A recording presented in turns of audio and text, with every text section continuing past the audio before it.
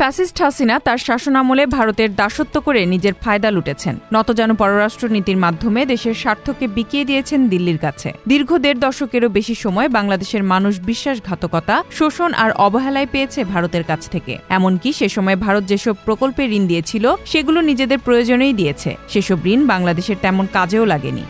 ২০১৫ সালে হাসিনার সময় ভারতের প্রধানমন্ত্রী নরেন্দ্র মোদীর বাংলাদেশ সফরে নৌ ট্রানজিট চুক্তি সই হয়। এতে বাংলাদেশের আশুগঞ্জ নৌবন্দর ব্যবহারের সুবিধা পায় ভারত। এখানেও ফ্যাসিস্ট হাসিনার কাছে বাংলাদেশের চাইতে ভারতের সুবিধাই প্রাধান্য পায় বেশি।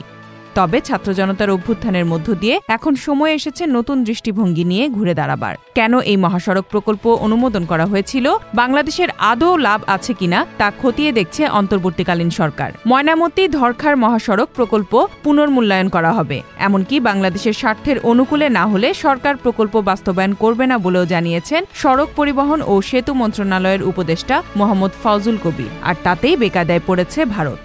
Z news, Dhaka.